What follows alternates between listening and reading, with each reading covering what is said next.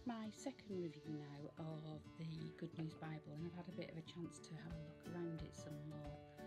My daughter, who's 12, has also dipped into it and had a bit of a play when she's wanted a moment or two as well. So I'll show you some of her pages later on. One thing people were asking lots about were the big issue pages at the back here. So I just want to spend a moment looking at those. There's, I can't remember how the titles are altogether, there's several. So there's one on bullying, comparison, creation and the environment, evangelism, family, hurting yourself, identity, living differently, making wise decisions, mental health, porn, poverty, school and exams, God's plans for us, sex and relationships, social media, suffering, war and terrorism, worry and anxiety, and what you're worried about.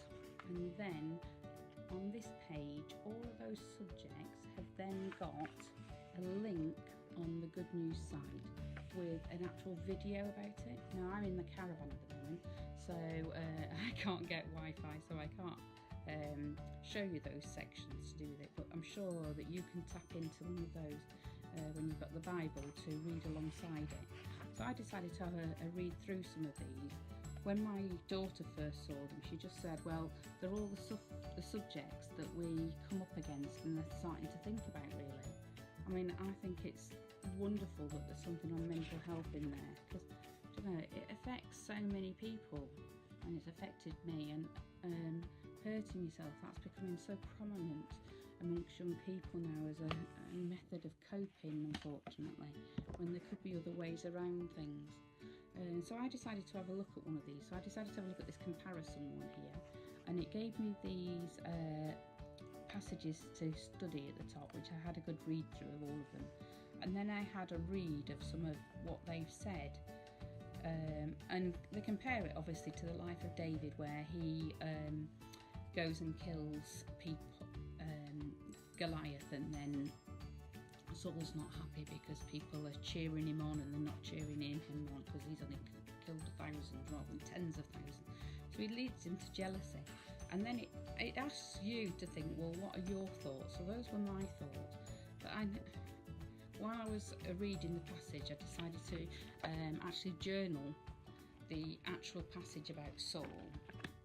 You can see my pens, these inks did bleed through because of the way I didn't prep the page first of all. If you want to prep your page, you can use Clear Gesso first, but I haven't brought any with me on the caravan, and it doesn't really bother me because I'll probably do something different on the other side. But yeah, it just said here, he was jealous and suspicious of David from that day on.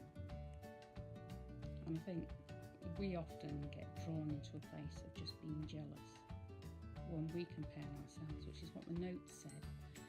So comparison, if I compare myself to other people, it kills me, the person who God created me to be. The person he wants me to celebrate in my qualities are different to what he'll want you to celebrate about yours. So he doesn't want us killing off those precious things he's given us within us. So that's one of the pages that I've done in response and in my process of me thinking through the subject at the back. Obviously it's not just those subjects that you can follow, because in the front of the book there's actually some bookmarks that I've not pulled out yet. I mean, there's all these extra little pages here with all the different bits and questions in that I mentioned last time.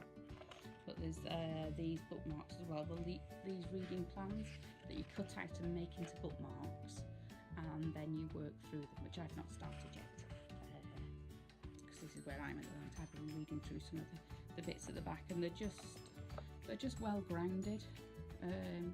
Some people have been asking me in terms of what age would they see this Bible as being. Would it be suitable for kids who aren't at secondary school yet? Sorry about that. My iPad suddenly decided it was full. It's probably because I've got so much of it. So I've deleted lots of the videos that I've already recorded and pages I've been storing. Joy that the Lord gives you will make you strong. So this is just a few of the pages Recreate the images that you find most striking. There are some pages in here that my daughter's done, just can't remember where they are. I know she enjoyed doing the mood one. This was based on some study I was doing from another book, a daily readings book, and it was saying how being cheerful keeps you healthy. It is slow death to be gloomy all the time. We might know it as a cheerful medicine. Laughter is good for you, basically, and it's a good medicine. And it just reminded me that laughter is good for you, so I decided just to do it in these almost laughable fun colours, really, just to have a bit of fun. As you can see, I put some of it in my notebook as well, and I'm just learning to do some doodles, really. I'm just learning. I've got a book about it and I'm practicing, because then some of those types of things will then make it into my Bible. So all I've done for that is I've taken a credit card, well, plastic card, put a tiny little blob of paint across the bottom there, and I've scraped it across. That's why there's still some bits still on there. And I used 3 different orangey, neon-y colours, which I think are quite good fun for this Bible.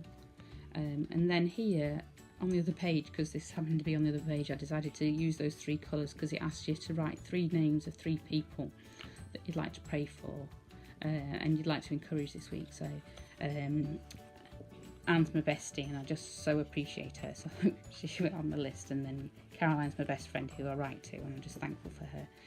And Debbie's the friend who's moved away from where I live now, but she's on a new adventure, so I'm praying her through that.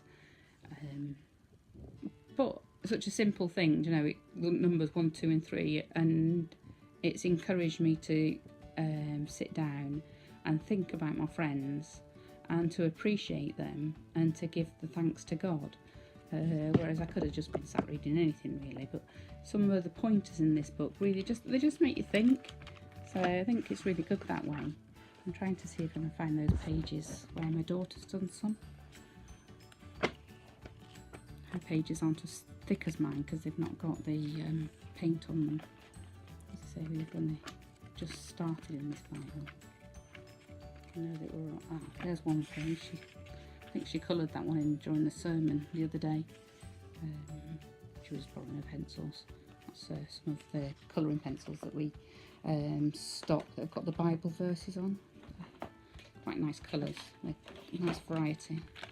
Those ones got the Bible verses on the bottom of them.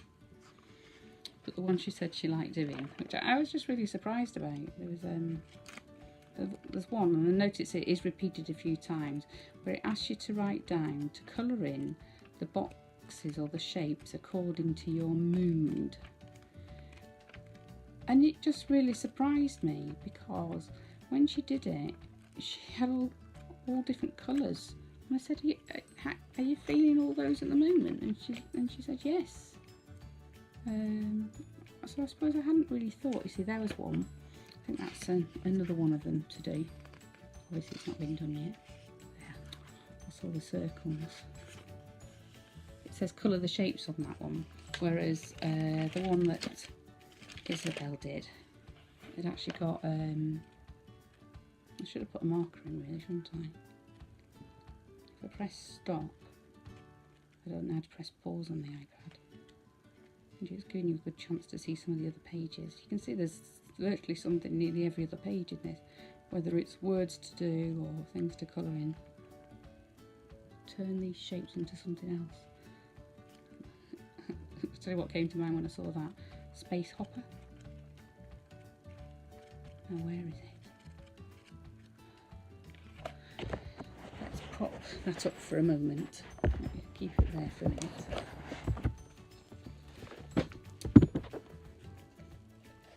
You see the right one? I want to find it. That's Cornwall the lizard. Right there. It's not raining now, but it was raining earlier.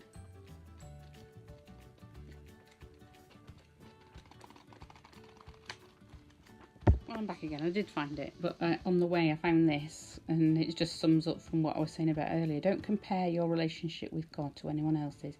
everyone's looks a little different, which is what we were looking at about comparison before.